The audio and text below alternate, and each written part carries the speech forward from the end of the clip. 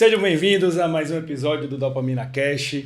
Dessa vez eu trago um assunto bastante relevante e diria que um dos mais comentados no direct, através das redes sociais. É um assunto que eu também ainda tenho dúvida pelo fato de eu não ter entrado ainda nesse apoio, nesse tratamento, e nada melhor do que uma pessoa que tem conhecimento, é especialista no assunto. E eu queria agradecer aqui Camila Pimentel, farmacêutica. Obrigada. Muito bem-vinda, obrigado por aceitar esse convite aí. A gente vai bater um papo bacana aqui sobre o tema do CBD, cannabis. É um tema, como eu fiz na introdução, que um dos mais comentados por mensagens. É um assunto que eu tenho muito interesse, não só eu, como muitas pessoas que têm comorbidades e precisam de apoios de tratamentos complementares. E a gente tem que talvez explicar, quebrar tabus e entender um pouco mais sobre o CBD, o cannabis. E eu queria, antes de mais nada, que você se apresentasse, falasse um pouquinho mais sobre você, para a gente entrar no assunto relevante. Prontinho, Luiz. Eu sou Camila, sou farmacêutica, sou formada aqui pela UFBA. Hoje eu trabalho como representação, mas minha formação toda foi na área comercial. Sempre trabalhei com atendimento ao público, cliente, enfim. Hoje eu trabalho na parte de representação de cannabis medicinal. Eu trabalho no acolhimento de pacientes, contato com o médico, instruções, enfim, toda a parte de regulamentação, de acesso, facilitação da cannabis medicinal, a gente que faz, principalmente na parte de importação. Camila, vamos começar logo quebrando esse mito aí. A gente pode dizer que o cannabis ele é um remédio ou ele é um paliativo, um apoio a tratamentos? A cannabis ela é vista como um remédio, ela é prescrita como um remédio, como uma medicação, mas hoje a gente faz um acréscimo no tratamento do paciente. A gente não pode substituir os tratamentos convencionais. No caso do Parkinson, a gente não consegue substituir a levodopa, que é o tratamento de primeira escolha para o Parkinson. A gente faz um acréscimo de uma medicação que vai ajudar nos efeitos colaterais, nos sintomas que o paciente com Parkinson tem.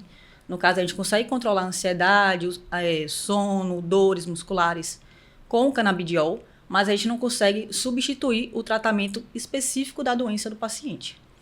Você entende por que da resistência do uso do CBD? Óbvio, a associação com a maconha, enfim. Uso recreativo. Uso recreativo. Então, como é que você conseguiria desmistificar ou separar esses dois âmbitos?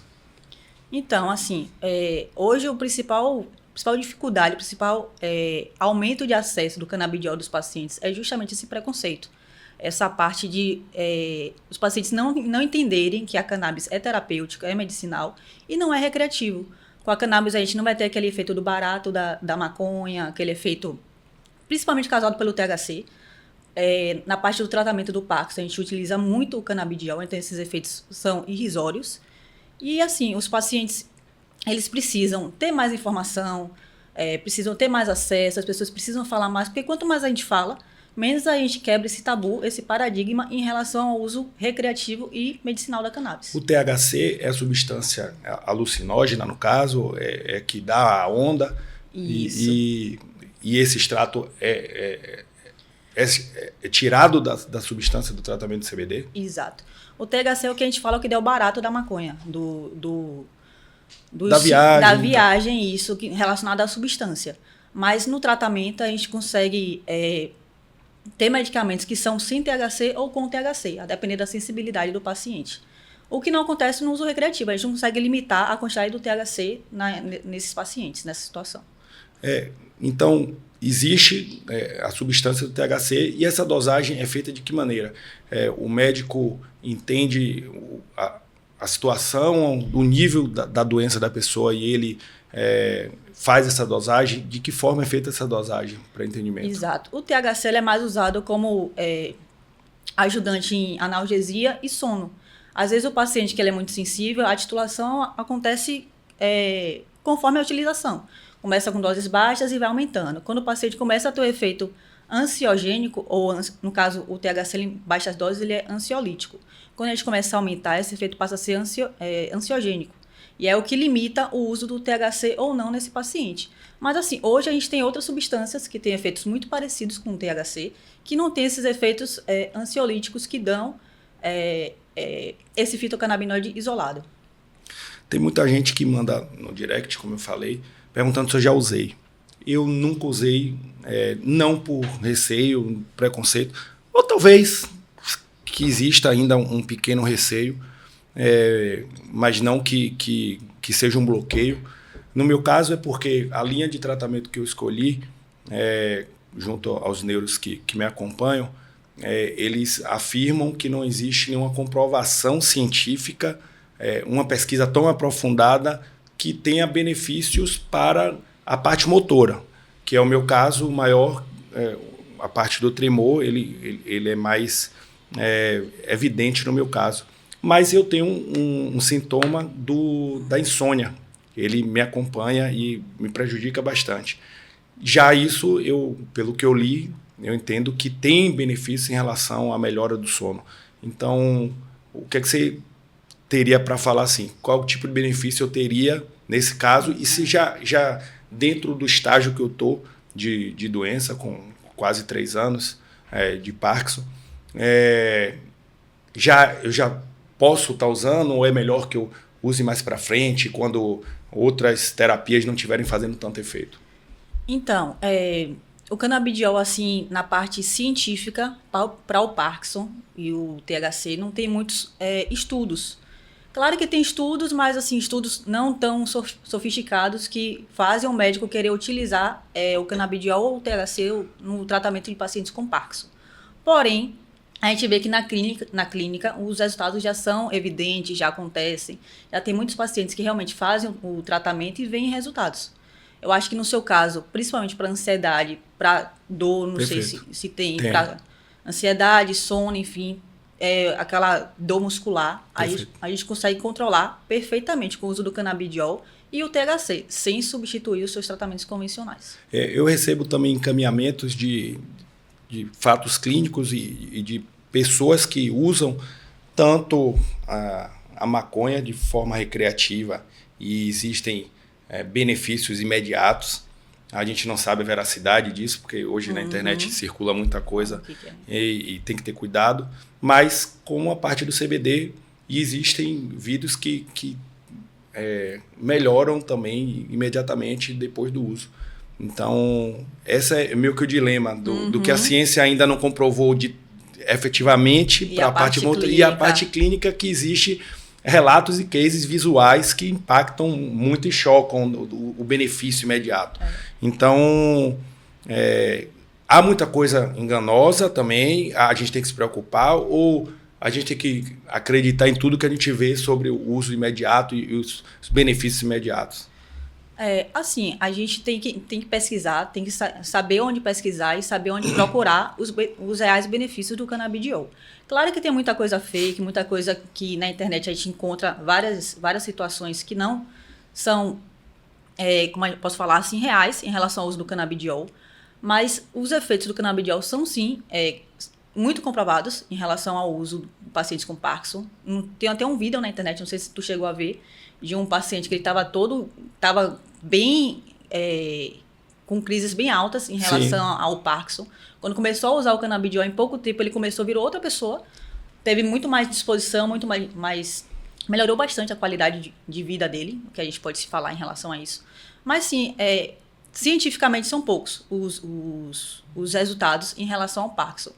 Os estudos de grande porte, apesar de o Brasil hoje ser um país que mais faz estudo em relação ao canabidiol, a gente sabe que a parte científica é um pouco defasada em relação ao uso do canabidiol para o Parkinson.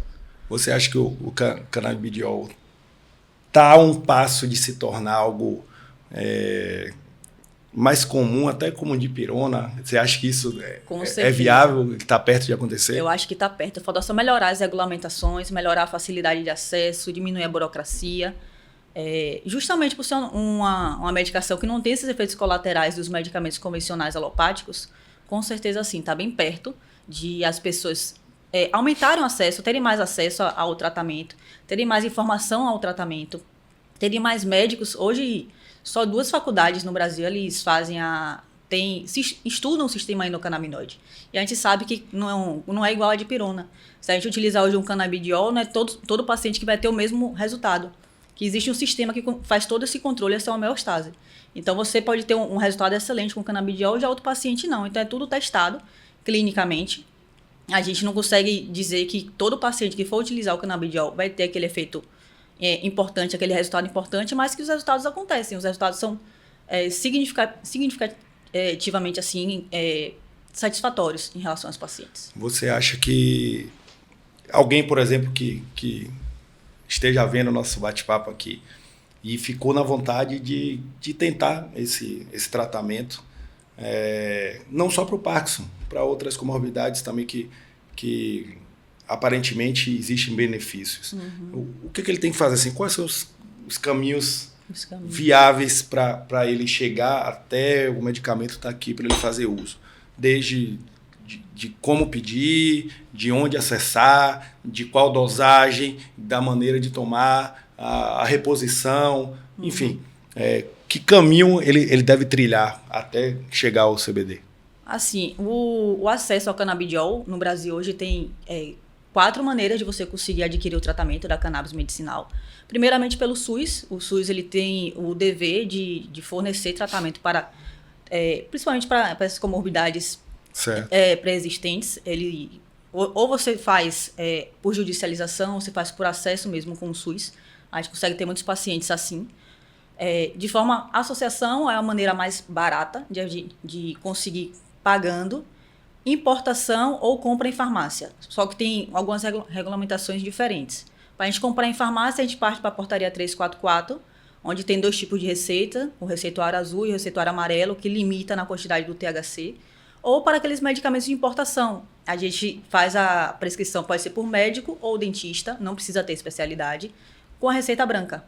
O paciente faz uma autorização, né, no site da vigilância, para ter essa autorização para importação e procura uma empresa séria, que tenha credibilidade e que importe produtos de qualidade. Eu já cansei, tá vendo? Só de tanta burocracia eu já desisti. Talvez esse empecilho burocrático ainda seja um dos limitadores para a expansão da... Concordo. É justamente a parte da burocracia, a parte das regulamentações, a disputa entre vigilância, mapa... políticas públicas, enfim. Você falou das receitas aí, branca, azul, enfim, amarela. Explica um pouquinho mais, que eu fiquei curioso. Pronto. Para a gente adquirir em farmácia, utiliza os 2 tipos de receita, que é a receita azul, até 0,2% de THC, ou receita amarela, até 0,3%, que a gente parte para a linha daqueles medicamentos já psicotrópicos. Farmácia comum? Farmácia comum. Qualquer farmácia comum a gente pode adquirir. Levando em consideração esses 2 tipos de receita que só médico especialista pode prescrever. Certo. Eu chego na farmácia comum com essa receita branca, é isso? Não, farmácia comum, receita azul ou receita amarela, certo. B1 ou A. Certo. Para importação, receita branca. Certo. E aí médico ou dentista consegue fazer. Legal. E aí não precisa ter especialidade, não precisa ter nada. E aí você faz uma autorização no site no site do Gov, com a Vigilância Sanitária, uma autorização para importação, que a gente fala. E aí com essa receita e com a autorização, a gente consegue procurar empresas que trabalham seriamente com a importação de produtos. Dê entrada no processo e a medicação chega em 20 dias na sua casa. Isso, a importação? Importação de produtos com cannabis. Em relação à segurança, prazo?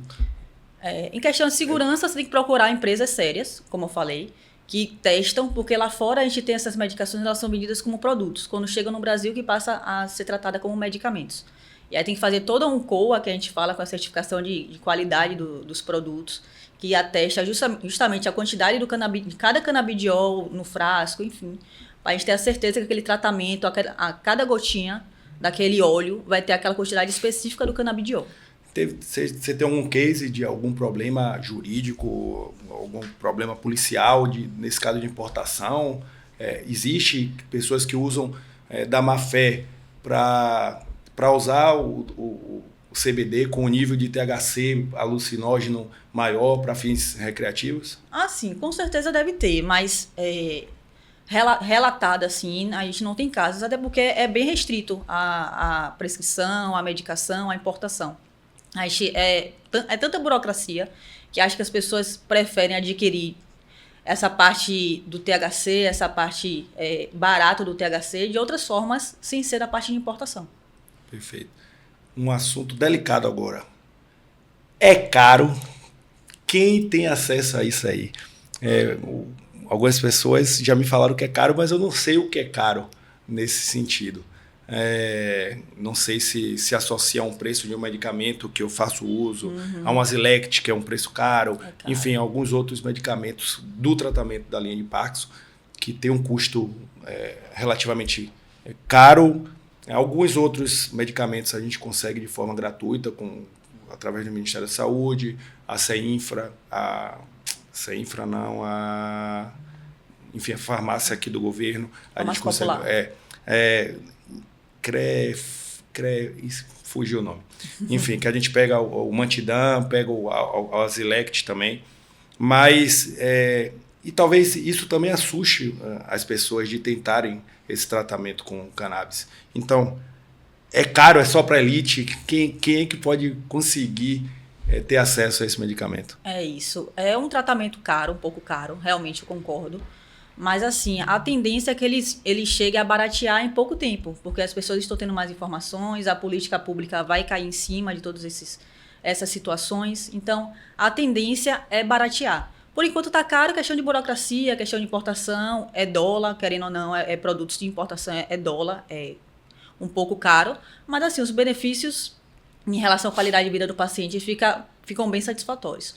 Porém, tem outra maneira de adquirir, que é através do SUS. Você consegue fazer uma judicialização, tanto do estado quanto do município, e aí conseguir o seu tratamento por um ano aí, tranquilamente, paga pelo governo. Além disso, tem as associações, né, que a gente consegue adquirir aí um óleo por 1/3 do valor com as associações. É só você se cadastrar com a associação que queira adquirir o seu tratamento, e aí eles fazem todo o trâmite também de aquisição do medicamento, e que chega também na sua casa, igual os produtos de importação. Camila, e em relação à segurança desse tratamento? Eu falo hoje com propriedade do Parkinson, mas até para outras doenças também. É seguro você mesclar o tratamento com CBD, com Prolopa, com outras drogas? Ou deve ser feito de maneira exclusiva, ou dispersa, enfim. Fala um pouquinho em relação à segurança do medicamento, inclusive com a combinação de outros. Sim. Hoje as principais interações do canabidiol é para anticonvulsivantes. No caso do Parkinson, a gente pode usar em associação com o tratamento, não tem problema nenhum em relação a isso. E assim, a questão de segurança, todos os medicamentos hoje em dia, eles têm a segurança comprovada. Existem testes que fazem isso, e todos os medicamentos, tanto os alopáticos quanto os convencionais, os fitoterápicos, enfim, todos eles têm riscos em relação ao seu uso. O canabidiol, no caso o THC, é o único que pode ter esses efeitos um pouco mais acentuados, mas assim, são efeitos colaterais são tranquilos em relação a qualquer efeito que você pode ter com os medicamentos alopáticos. É mais tontura, né? Tontura, isso, aumento de sono, ou um pouco mais de ansiedade, mas assim, é só a gente diminuir a dose que a gente chega num limiar farmacoterapêutico ideal, e o paciente não vai ter aqueles efeitos colaterais do tratamento. Hoje, vamos falar aqui da Praça de Salvador. Eu consigo médicos especialistas no cannabis com mais facilidade, ou ainda é bem restrito? Hoje a gente consegue, inclusive tem médicos especialistas em cannabis que atendem pelo SUS. Hoje eu trabalho em parceria com um deles. E assim, tanto no SUS quanto nas clínicas particulares tem médicos especialistas, apesar de não ter faculdade que trate muito bem sobre o assunto. Hoje só são 2 faculdades, né, que dão um sistema endocannabinoide, mas tem muitos cursos, muitos artigos científicos publicados, e os médicos podem sim se especializar cada vez mais nessa terapia que mais cresce. Né? Qual o futuro você enxerga do CBD aqui no Brasil? No quesito de legalização não, ela é legal, né, isso? Uhum. É bom você também falar sobre isso, mas dessa parte de facilitar o acesso ao CBD. Assim, Luiz, o futuro da cannabis eu enxergo justamente com muita esperança, sabe? Porque, assim, as mudanças já começaram, as pessoas estão tendo mais acesso à informação, os tratamentos estão chegando, a gente está vendo os resultados acontecerem, então, em pouco tempo, só falta a parte da vigilância ajudar na regulamentação, como é que vai fazer, como é que vai produzir, tem a parte do autocultivo também que o paciente pode fazer. Está em algum pé via de Senado ou alguma coisa assim de aprovação? Precisa de quê? Só para... Tinha uma PL que ia ser aprovada agora e aí a vigilância acabou botando para outubro, mas assim, tá tudo encaminhado, tem muita coisa bastante encaminhada em relação a isso. E muitas regulamentações já feitas, no caso a 327, que já fala da importação, a 660 também, a portaria 344 também, que já fala do uso da cannabis medicinal, dos tipos de óleo, enfim, já tem tudo regulamentado. Falta a gente aprimorar um pouco mais e conseguir expandir o acesso às pessoas com muito mais informação. E quanto mais a gente informa, menos quebra esse tabu de relação ao uso da cannabis. Eu acho que esse tabu está sendo quebrado também, Camila, com as pessoas que usam isso como até, não sei se eu vou falar da maneira correta, mas as pessoas que tomam vitamina D, ômega 3, de maneira diária para outros fins, têm tomado também o CBD para relaxar, enfim, para esses benefícios. E eu acho que isso tem ajudado a quebrar um pouco o tabu, né? Pessoas que não têm comorbidades como a minha, pessoas que autistas que usam CBD também. Então, é um caminho também de comprovação clínica que pode ajudar o caminho do CBD? Com certeza, Luiz. Lá fora, todos os países assim que já têm autorização para uso, enfim, da maconha em si mesmo, da cannabis, essa medicação é medida como produto. Assim, em qualquer esquina você consegue comprar. Então, qualquer pessoa pode ter acesso. Aqui no Brasil, que infelizmente está nessa parte burocrática de legal, não é, enfim, mas é totalmente legal, não tem nenhum empecilho em relação a isso. Você pode portar com seu óleo, você pode viajar com seu óleo, nada vai te levar à parte legal, enfim, a processos burocráticos em delegacia. Você falou dessa parte legal aí. A pessoa que faz viagens e tem o óleo, ele tem que portar o documento de comprovação só para... Sim, sim. Existe essa autorização, autorização de importação, você tem que andar com ela, o seu relatório médico e a sua receita. Você estando com esses 3 na mão, você pode andar o Brasil todo e nada vai te acontecer. É super tranquilo, legal, pode fazer o seu tratamento. É tratamento, né? Sim, quando a gente fala de cannabis, é tratamento. Então, não tem como associar o ilegal ao imoral, então não tem problema nenhum em relação a isso. Certo. Eu vou deixar para você fazer suas considerações finais, se tem alguma coisa que você possa contribuir. Mas, de antemão, já quero agradecer pela visita aqui no estúdio e esclarecer dúvidas pessoais e eu acho que também de muita gente que me questiona o porquê eu ainda não entrei no tratamento do CBD. Em off aqui eu comentei com a Camila que eu estava bem perto de fazer uso porque a parte da insônia me incomodava bastante. Mas, por sorte, em uma nova consulta com outra neuro, eu introduzi um medicamento que me fez bem em relação ao sonho, a parte do sono, e tem me causado benefícios. Então, óbvio que a gente pode validar isso a título de tentar substituir, ser uma droga talvez mais leve do que a que eu estou tomando. Sim, exatamente. E ter essas vantagens também. Mas foi muito bom conhecer e ampliar o horizonte desse tratamento. Quem tem o Parkinson vive atrás de notícias e de possibilidades que possam trazer qualidade de vida. E seja ela qual for a droga, qual for o tratamento, a gente vale, na minha opinião, que fique claro, vale a tentativa. E assim, são muitos relatos de pessoas que eu conheço e que têm também esse pensamento. Como não existe nada comprovado a título de cura, e sim de paliativos, desde do uso do Prolopa, que no meu caso eu reajo bem, tem pessoas que não reagem. Há cirurgias, o DBS que existem também, mas a gente já está falando de outro âmbito, uma cirurgia invasiva, que você tem que colocar marca-passo, enfim. Tem outros tratamentos complementares. Mais uma vez, muito obrigado. Eu deixo para você fazer suas considerações finais. E seja bem-vinda de volta. Precisando, Dopamina Cast está de portas abertas. É isso, eu queria agradecer, né, pela oportunidade. Muito obrigada, Luiz. Em relação ao canabidiol, a gente orienta sempre aos pacientes eles procurarem informação, procurarem médicos que entendam realmente do assunto, para justamente passar confiança no seu tratamento. Não são todos os pacientes que vão responder de uma forma igual você ou qualquer outro paciente responderia ao uso do canabidiol, mas sim tem evidências científicas, tem evidências clínicas que comprovam sua eficácia.